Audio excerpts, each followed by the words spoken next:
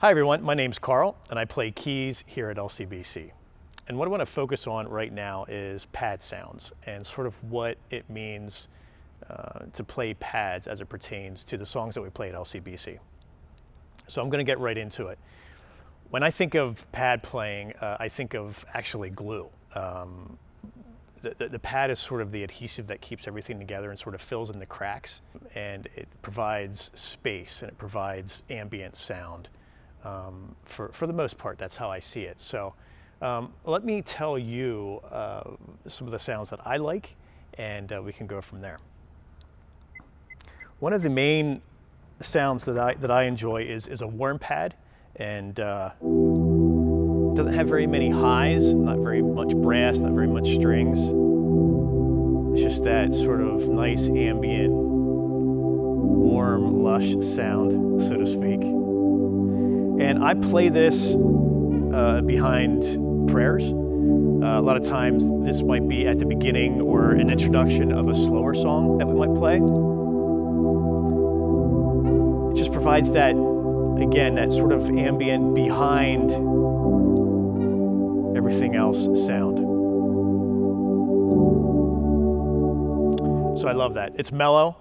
So if we want to ratchet up a little bit more and provide some of those brassy and string sounds, this is another pad that I'll use. And you can hear it. Get some of those strings and some of those brassier notes, those higher frequencies. And I'll use this possibly in pre-choruses or choruses where things need to be ramped up a little as far as dynamics and being a little bit louder, being a little bit more, have a little bit more teeth to it.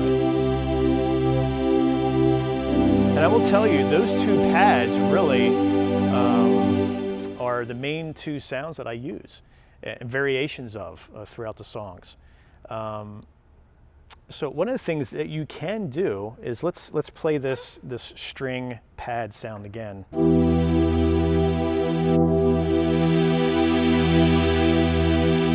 can hear those higher frequencies. A lot of keyboards will have a cutoff knob, and it can be a knob that you turn, or in this case, it's sort of like a fader type piece.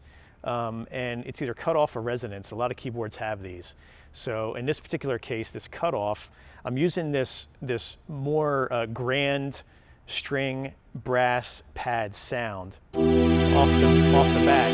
If I turn that cutoff, what actually it is, it's a low pass filter. It takes some of the high frequencies away and then turns it into a warm pad. If you can hear that, obviously you can hear it. So this could be happening during the beginning of this song, and then as the pre-chorus comes, maybe ratchet it up a little bit. As the song gains some steam, and get to the chorus, you might want to kick it up a notch to really where it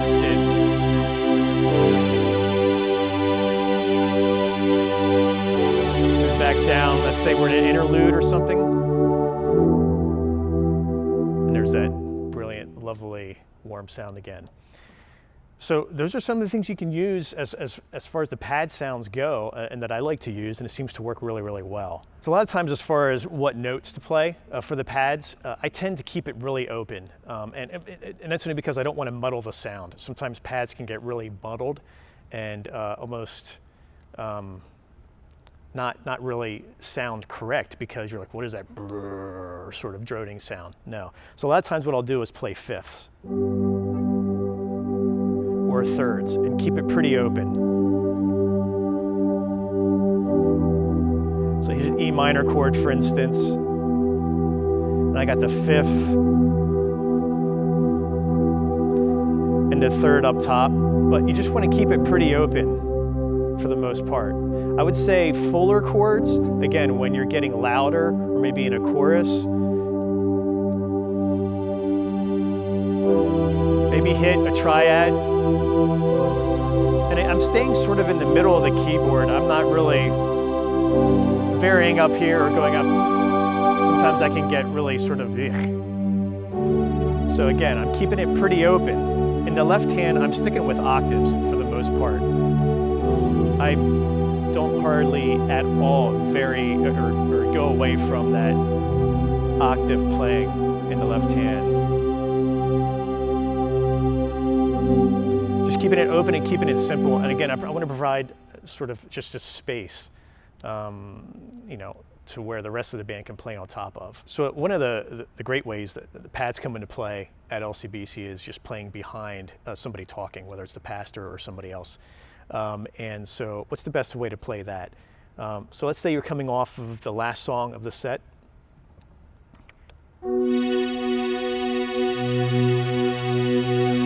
I want to keep that pad sound a little bit lower and a little bit more mellow, not very stringy or anything like that. You want to provide, again, just that background. And chord progressions, again, I want to keep it open, but I will slow down the chord progression maybe. I'll probably still stay in the key of the last song that we were playing, just to keep it seamless. If you were playing piano or organ or something else and go to the pad, you can do that, but stay in the same key. But I would slow down the progression quite a bit. You don't want to be playing,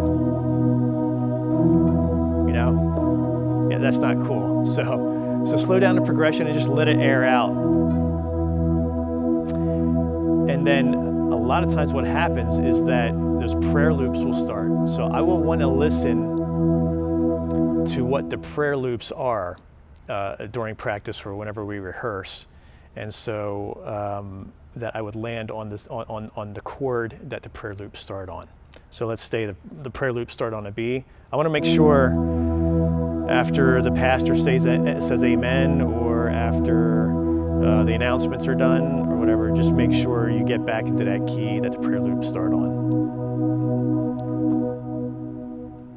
So what I'd like to do now is just play a pad for the beginning of Death Was Arrested, just to give you an idea of what the intro might sound like and going into the song. So I'm going to start off with a warmer pad because that's sort of what it calls for and what I hear it calling for.